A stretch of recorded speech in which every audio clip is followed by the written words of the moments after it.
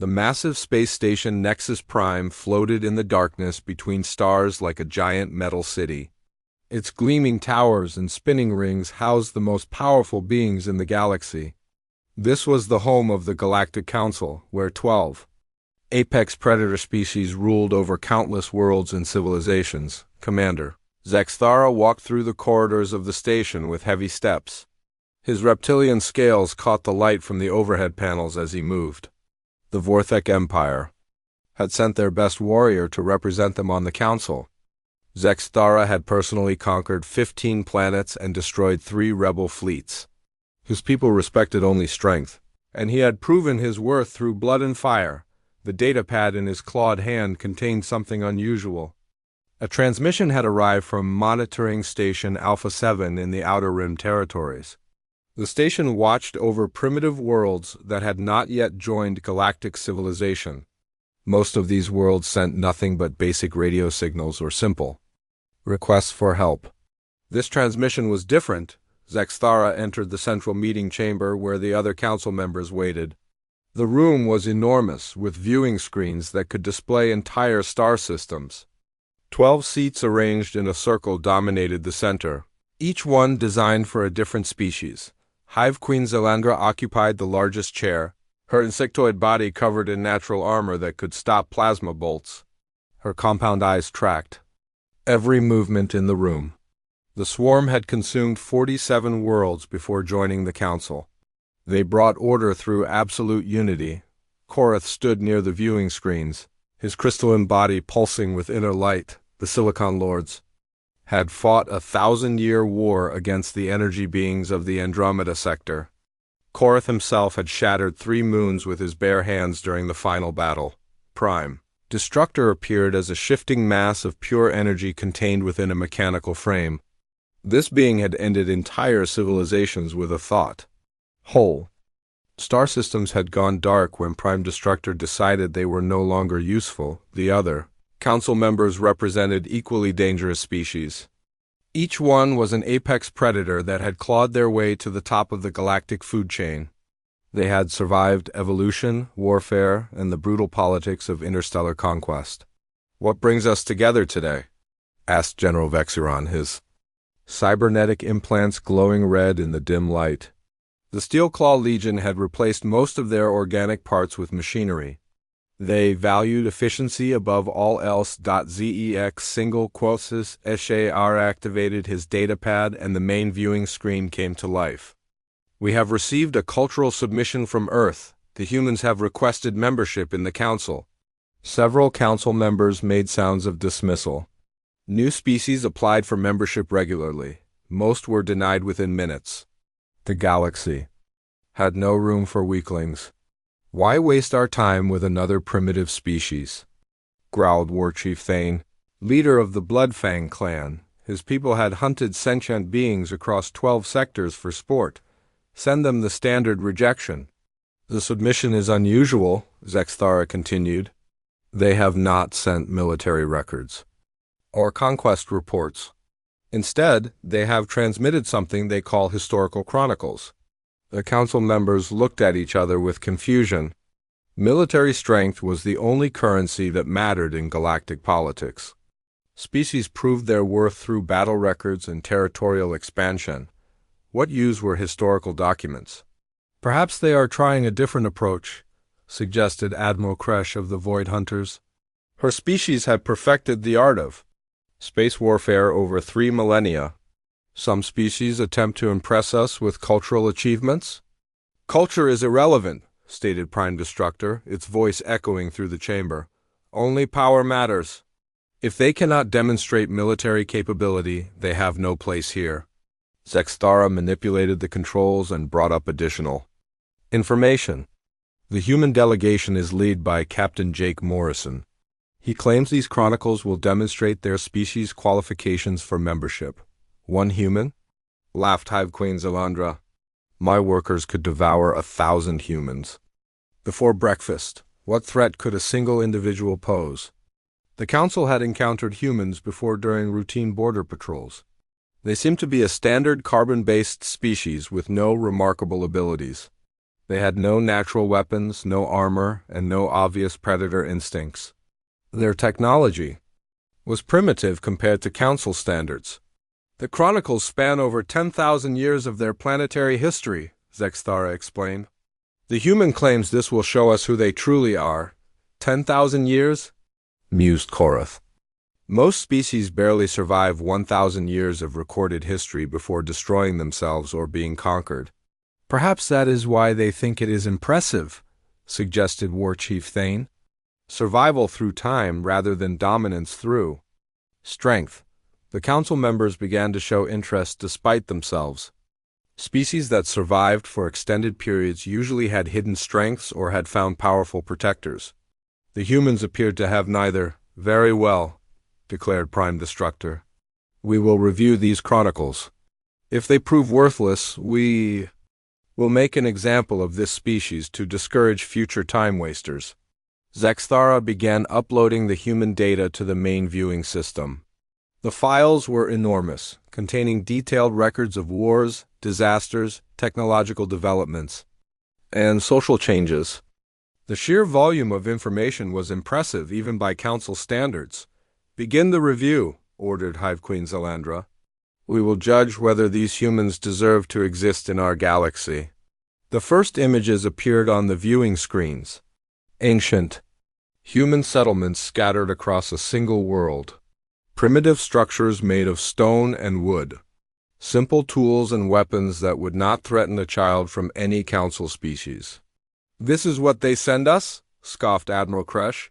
Stone Age primitives. With pointed sticks? But as the chronicles continued, something strange became apparent. The humans were not showing them their greatest achievements. They were showing them their failures. The records documented famines, plagues, natural disasters, and countless wars between human factions. Why do they document their weaknesses? Wondered General Vexeron. This makes no tactical sense. The council members watched as human civilizations rose and fell. Empires that lasted centuries crumbled into dust. Entire populations vanished from disease or warfare. By any reasonable measure, the species should have gone extinct thousands of years ago, yet somehow, they had not only survived, but grown stronger. Each collapse was followed by recovery. Each disaster led to innovation. Each war ended with more advanced weapons and better tactics. Interesting, murmured Korath. They document their evolution through conflict. The chronicles showed humans spreading across their entire planet, adapting to every environment from frozen wastelands to burning deserts. They learned to survive in conditions that would kill most council species within hours. As the first section of the chronicles ended, the council members sat in thoughtful silence. They had expected to see a weak species begging for protection. Instead, they had witnessed something unprecedented, a species that had survived 10,000 years of constant warfare against itself and emerged victorious. Continue the review. Ordered Prime Destructor, its energy form flickering with what might have been curiosity. Let us see what else these humans wish to show us. The viewing screens went dark as the system prepared to load the next section of Chronicles. None of the council members realized they had just witnessed the beginning of their own obsolescence. The viewing screens flickered back to life as the second section of the Chronicles began loading. The council members leaned forward in their seats, their initial dismissal replaced by growing curiosity. What they had seen in the first section challenged their understanding of survival and evolution. Dr. Lisa Bennett appeared on the screen, a human female with graying hair and tired eyes. She stood before what appeared to be a vast archive of documents and artifacts. Her voice was calm and measured as she began to speak. The ancient period of human history reveals patterns that would define our species for millennia. What you are about to witness is not a celebration of our achievements, but a record of our methods. Commander Zexthara watched with interest as the chronicles shifted to show early human warfare. Bronze Age soldiers clashed with weapons that seemed almost primitive by galactic standards. Yet something about their tactics caught his attention. The humans fought with a coordination that suggested advanced planning. Look at their formation, he pointed out to the other council members. They are not simply attacking. They are executing strategy. The Vorthok Empire prided itself on military efficiency. Their warriors could conquer worlds through superior tactics and ruthless execution. But watching these ancient humans, Zexthara began to see something familiar. These primitives were thinking like soldiers. Hive Queen Zelandra studied the images with her compound eyes. Her species achieved coordination through psychic links that connected every member of the swarm. Individual insects could act as extensions of her will, creating perfect tactical unity. But these humans had no such connection.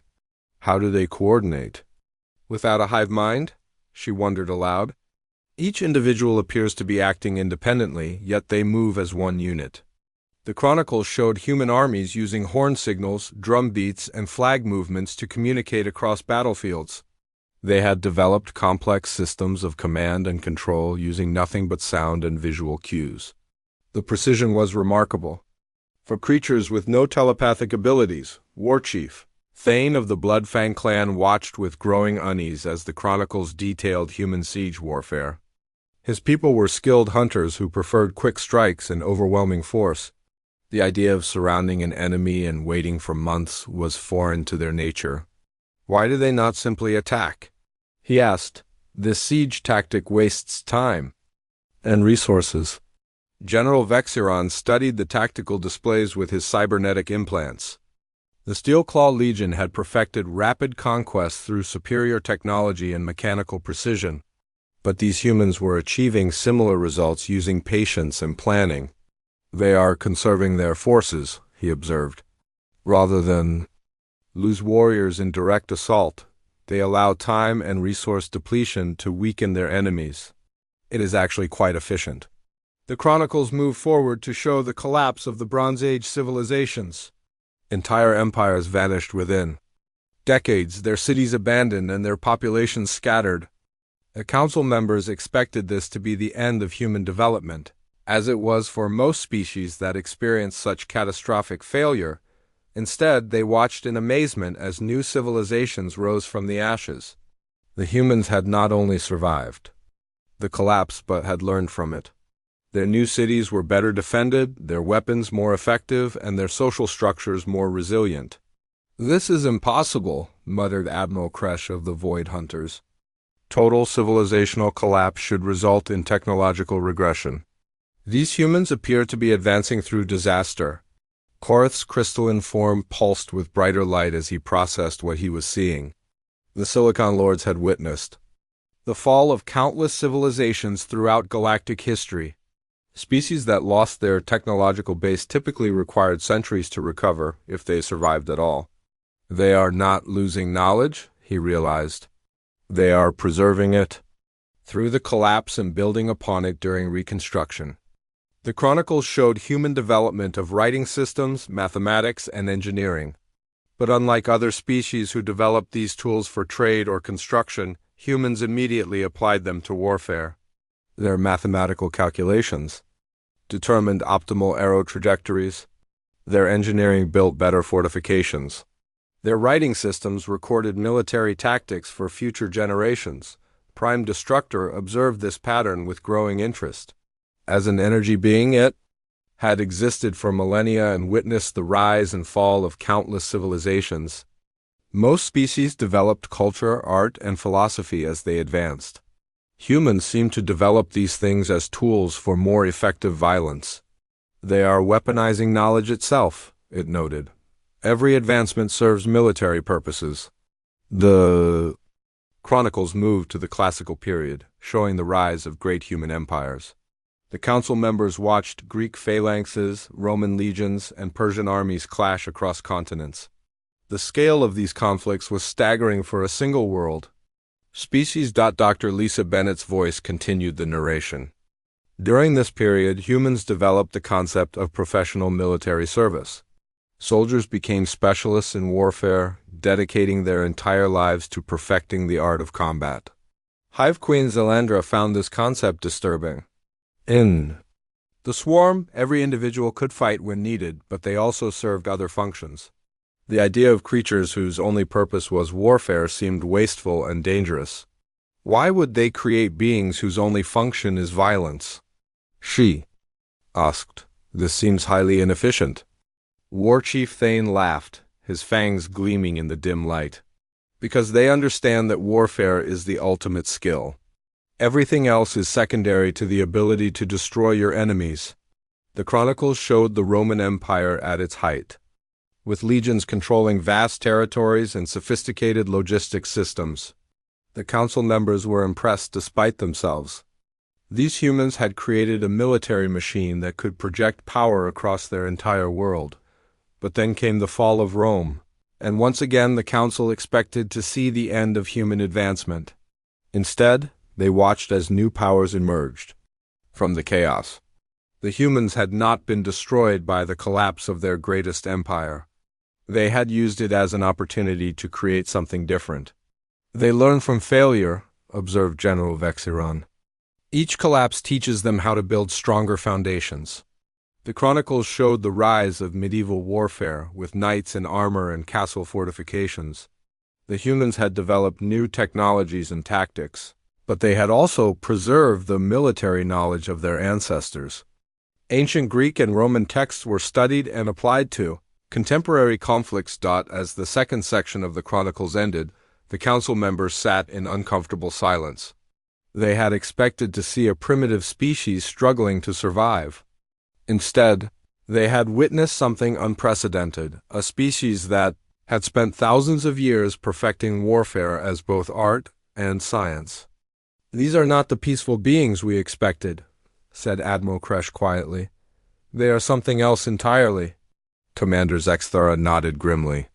"They are what we would become if we fought ourselves for millennia and survived."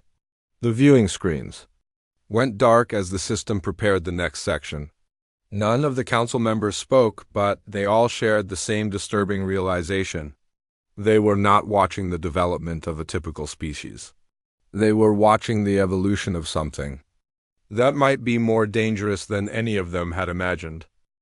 The third section of the Chronicles loaded with ominous silence filling the council chamber. The massive viewing screens displayed images of human cities filled with tall smoking towers and strange mechanical contraptions. Steam rose from metal, beasts that moved on tracks of iron. The air itself seemed thick with the promise of violence. General Marcus Stone appeared on the screen, a human male wearing a military uniform covered in colorful ribbons and medals. His face was weathered like old leather, and his eyes held the cold look of someone who had seen too much death. Behind him stood displays of weapons that made the council members lean forward with sudden interest. The Industrial Revolution changed everything about human warfare, Stone began, his voice carrying the weight of authority. "We took the power of machines and immediately applied it to the ancient art of killing each other." Commander Zexthara felt his scales tighten against his body as the Chronicles showed the first human factories. But these were not producing goods for trade or comfort. They were manufacturing weapons on a scale that defied comprehension.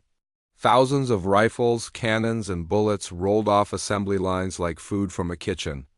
"They have industrialized violence," he whispered, his reptilian voice barely audible in the chamber. The Vorthek Empire had conquered 15 planets through superior individual combat skills and tactical brilliance. Their warriors were feared across the galaxy for their personal prowess with weapons. But watching these human factories, Zexthara realized that individual skill meant nothing when facing industrial production. Hive Queen Zalandra studied the images with growing alarm. Her swarm had achieved dominance through overwhelming numbers and perfect coordination.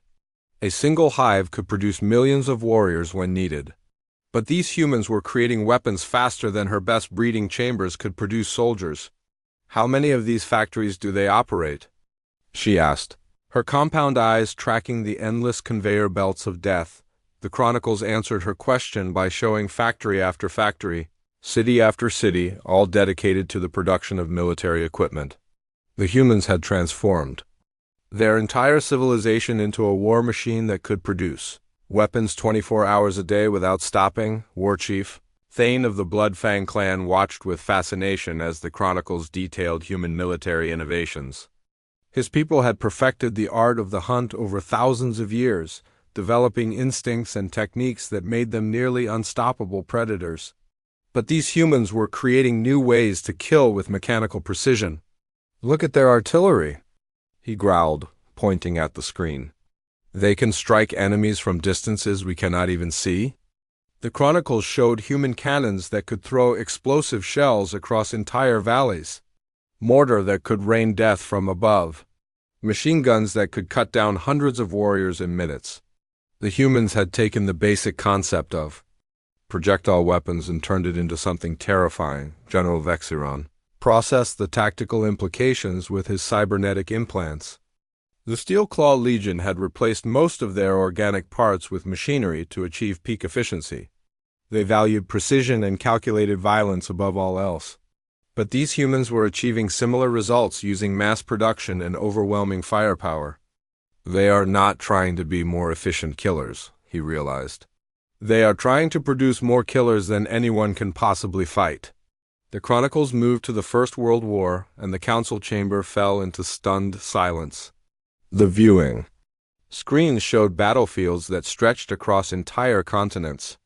Millions of human soldiers faced each other across landscapes that had been transformed into hellish wastelands of mud.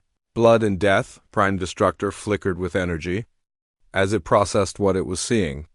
As a being of pure power, it had destroyed entire star systems with focused energy blasts.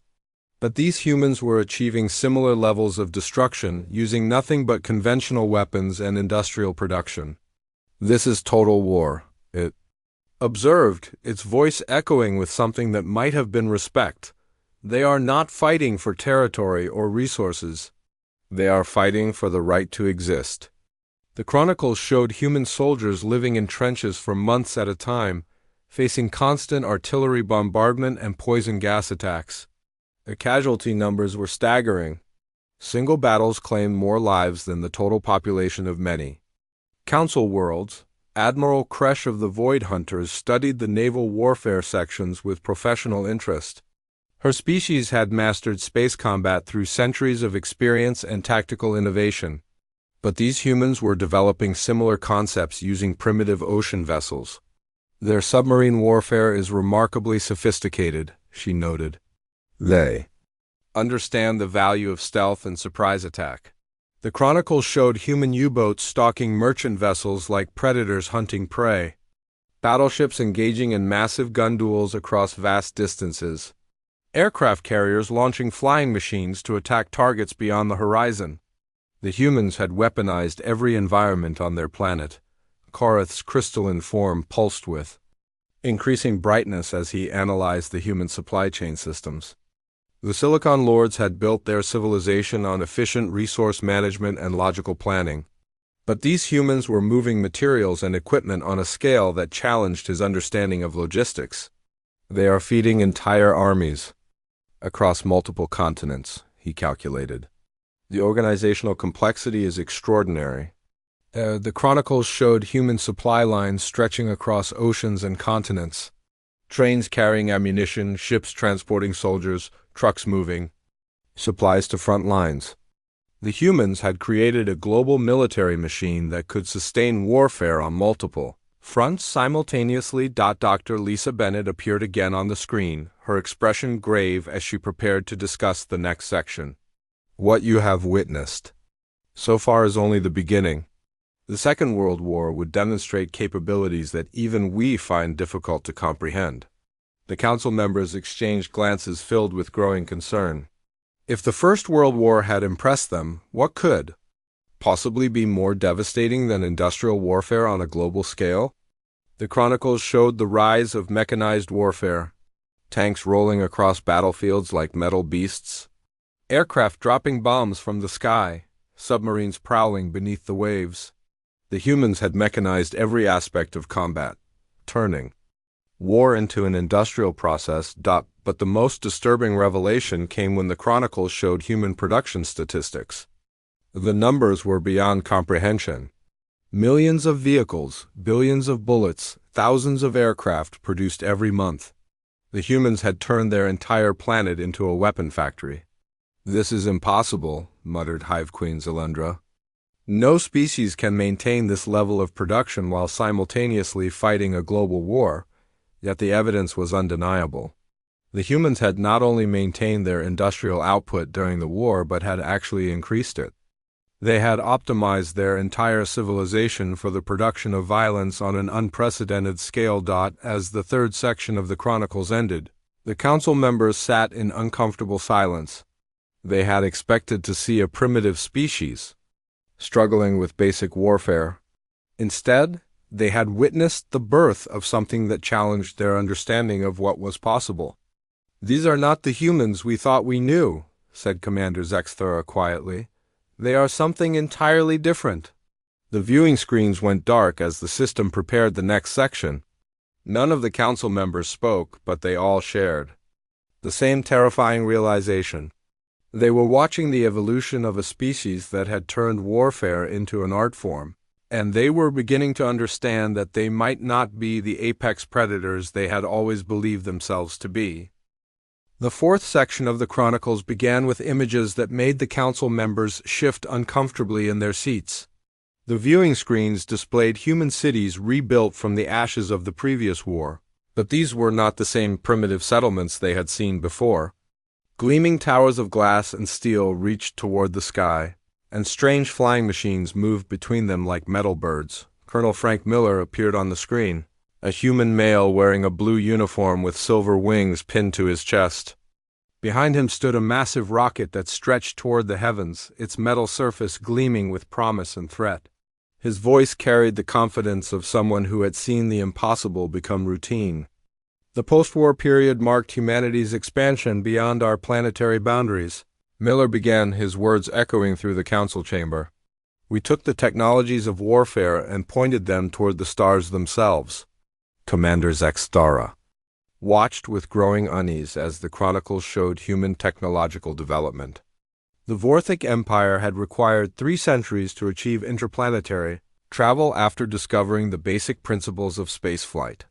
These humans appeared to have accomplished the same feat in mere decades. How did they advance so quickly? He wondered aloud, his reptilian eyes tracking the rocket launches on the screen. The Chronicles answered his question by showing human competition. 2 great powers on their planet were racing to achieve space superiority, each pushing the other to develop better technologies faster than ever before. The humans had weaponized competition itself, turning rivalry into a tool for advancement. Hive Queen Zilindra studied the images with her compound eyes, processing the tactical implications.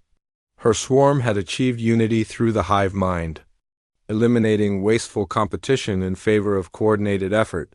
But these humans were using competition to drive innovation at a pace that challenged her understanding of technological development. "They are achieving through conflict what we achieve through cooperation," she observed, her voice carrying a note of grudging respect. The Chronicles showed human satellites orbiting their planet like electronic sentinels, communication networks that could carry messages across the globe in seconds. Navigation systems that could guide weapons to targets with precision that rivaled the best council technologies. The humans had militarized space itself. War Chief Thane leaned forward as the Chronicles detailed human military space applications. His people had perfected the art of the hunt through thousands of years of evolution, developing instincts that made them nearly unstoppable predators. But these humans were creating artificial hunting grounds in the vacuum of space. "Look at their surveillance capabilities," he growled, pointing at the screen. "They can watch entire continents from orbit." The Chronicles showed spy satellites that could photograph military installations from hundreds of miles above the surface, early warning systems that could detect missile launches anywhere on the planet. The humans had created an electronic web that made it impossible to hide military activities. General Vexiron processed the information with his cybernetic implants, calculating the strategic advantages of orbital observation. The Steel Claw Legion had achieved dominance through superior intelligence gathering and tactical planning. But these humans were developing similar capabilities using primitive chemical rockets and electronic sensors. "They are creating a global surveillance network," he realized. "No military movement on their planet can remain hidden." The Chronicles moved to human technological innovations that seemed to leap forward with each passing year. Computer systems that could process vast amounts of information. Nuclear power that could provide unlimited energy. Jet aircraft that could cross continents in hours. The humans were advancing on multiple fronts simultaneously. Admiral Kresh of the Void Hunters watched the aviation sections with professional interest. Her species had mastered three-dimensional combat through centuries of experience in space warfare. But these humans were developing similar concepts using atmospheric flight vehicles.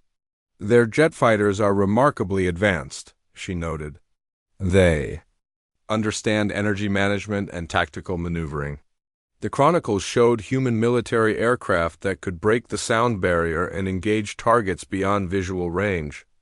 Bombers that could carry nuclear weapons across oceans. Transport planes that could move entire armies to any location on the planet. The humans had conquered their own sky. Korath's crystalline form pulsed with increasing frequency as he analyzed the human technological integration.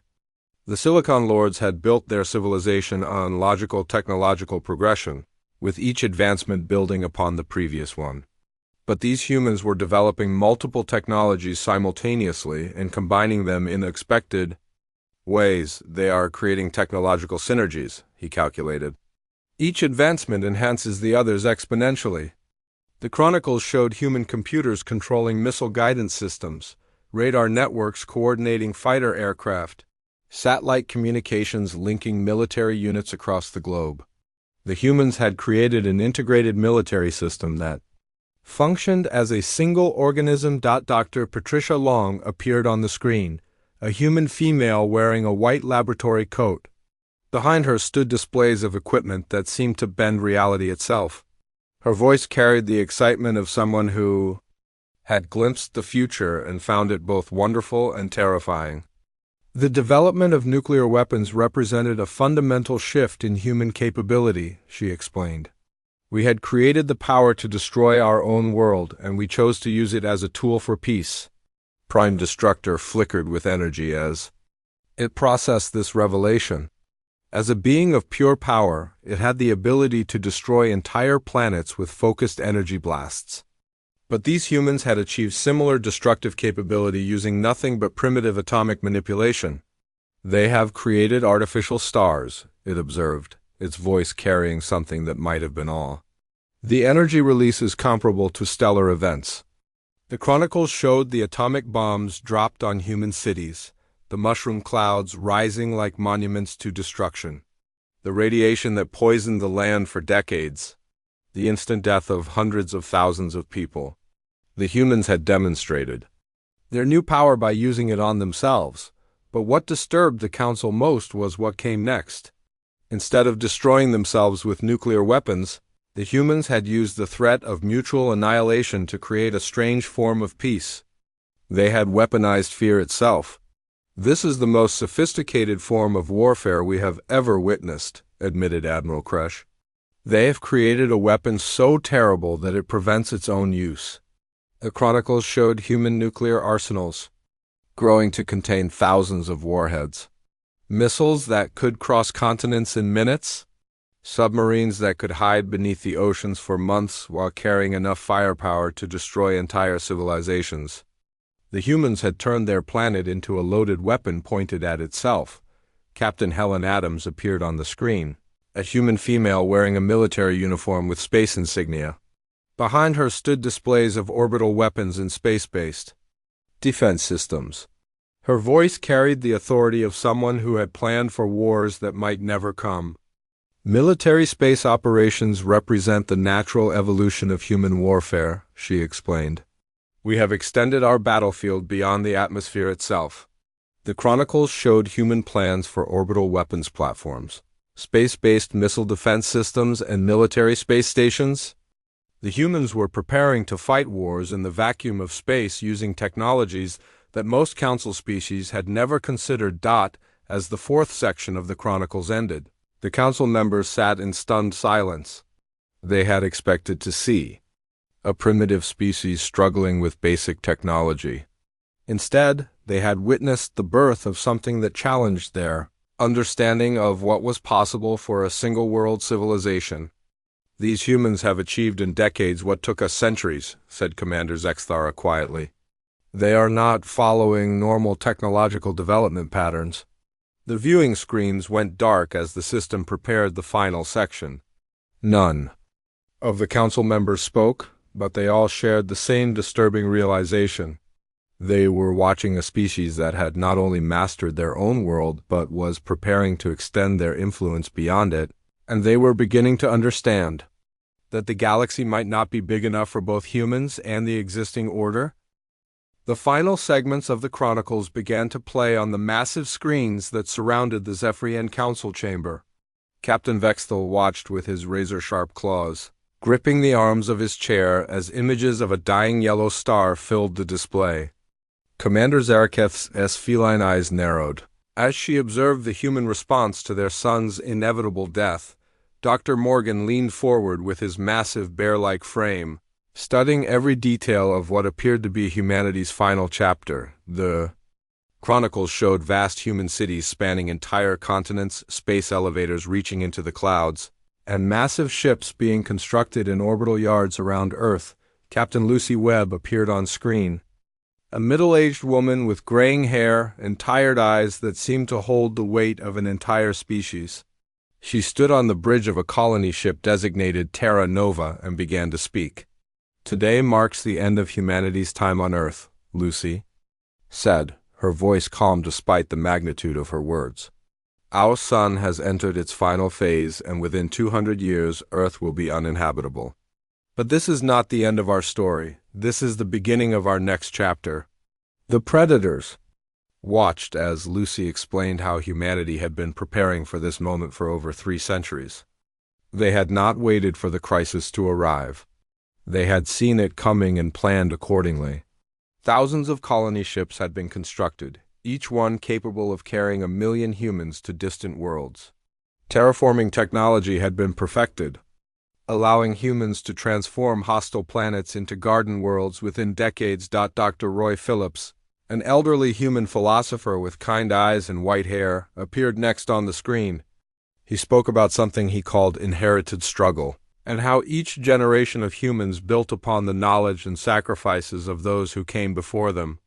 "We stand on the shoulders of giants," he said. "Every human who ever lived contributed to this moment. Every discovery, every invention, every sacrifice led us here." The Predators were stunned to learn that humans had been thinking and planning on timescales that exceeded their own lifespans by hundreds of times. While the Zephyrians planned for the next hunt or the next season, humans had been planning for the next millennium. They had created institutions that lasted longer than any individual human life, accumulating knowledge and resources across generations. The Chronicles showed the evacuation process itself. Entire populations moving in organized waves, each group assigned to specific colony ships bound for carefully selected worlds. There was no panic, no fighting for resources, no abandonment of the weak. Every human, from the youngest infant to the oldest elder, had a place on the ships. The Predators watched in amazement as humans worked together, with a level of cooperation that seemed impossible for such a large population. Captain Lucy Webb returned to the screen, now standing in the observation deck of her ship as Earth grew smaller in the distance. "We learned long ago that true strength comes not from individual power, but from adaptation, cooperation, and the refusal to accept defeat," she said. "We were not the strongest species on our planet. We were not the fastest or the most powerful. But we were the species that refused to remain what we were born to be." The Chronicles revealed that humans had not simply fled from their dying world. They had taken everything with them. Seeds from every plant species, genetic samples from every animal, even samples of Earth's soil and water. They had preserved their entire biosphere in vast storage facilities aboard their ships. They were not just evacuating their population. They were evacuating their entire world. Dr. Roy Phillips appeared again, now much older and speaking from what appeared to be a new world with strange purple skies and twin suns. The concept of home is not tied to a single place, he explained. Home is what we carry with us. Our memories, our culture, our determination to survive and thrive wherever we go. We do not conquer worlds, we adopt them and make them better. The Predators watched as the Chronicles showed human colonies spreading across the galaxy over the following centuries. Each new world was carefully selected, terraformed, and populated with species from Earth's biosphere. Humans did not simply adapt to new environments. They recreated the conditions of their original home while improving upon them. They had learned to be gardeners of entire worlds, Commander. Zarakith felt a chill run down her spine as she realized the implications. While her people had remained on their homeworld, perfecting their hunting techniques and fighting amongst themselves for territory, humans had been quietly spreading across the galaxy.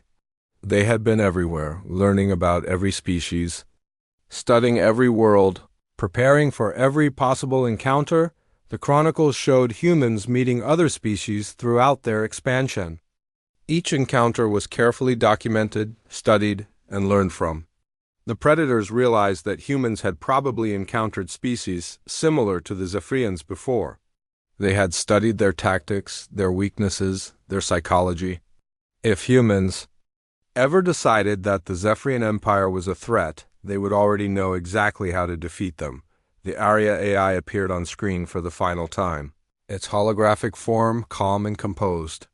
This concludes the Earth History Chronicles. It said, these records were compiled not as a monument to human achievement, but as a gift to any species that might find them. We hope that by understanding our journey, you might learn from our mistakes and build upon our successes. The AI continued, we were not the strongest, fastest, or most powerful species in the universe, but we were the species that refused to remain what we were born to be. We became something more. We learned that true apex predators are not born with claws and fangs. They are made through struggle, adaptation, and the willingness to work together toward a common goal. As the Chronicles ended, the council chamber fell into complete silence. Captain Vexthal stared at the now dark screens, his mind racing with the implications of what they had learned.